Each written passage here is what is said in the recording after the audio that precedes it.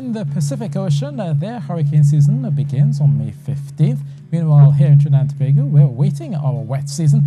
Usually, as you go through the month of May, we tend to see those sunny spells, but also those showery days. And when will we know? When we see the first active tropical wave passing over Trinidad and Tobago, that's when the wet season begins, or we get the first visit from the ETCZ. But right now, the season's first tropical wave is out there in the Atlantic, and no development is expected.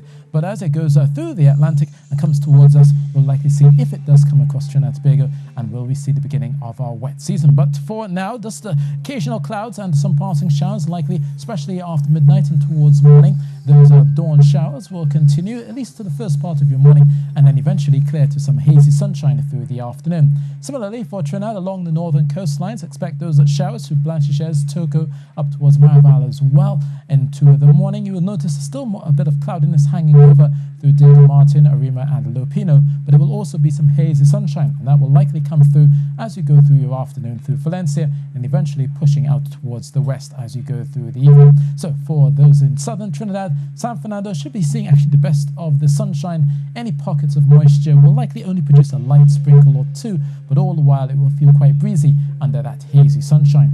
So looking at lows of 23 degrees Celsius in Trinidad, 25 expected in Tobago, 31 the high in Tobago as you go through not only Wednesday, but mostly for Thursday and Friday as well.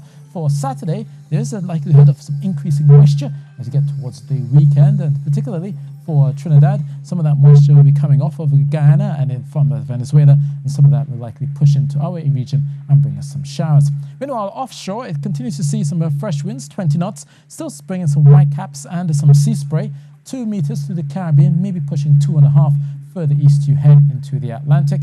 And you have your high tide at 4 a.m., next one at 7 p.m. Now, for those across the east and the Caribbean, we have been seeing mostly settled weather, but there are still a few lines of moisture bringing some showers towards the Leeward Islands. But for the Greater Antilles, it continues to be wet, damp, and thundery across Cuba. 30 degrees Celsius likely for Havana, but a breezy 32 likely in Kingston, and that is the way it will stay at least for the next few days.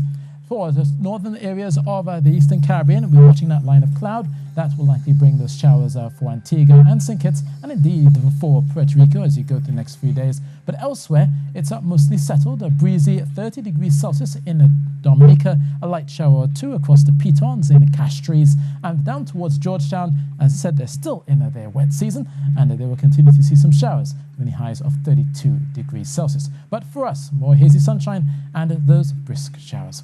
That's your weather, and that's it from me.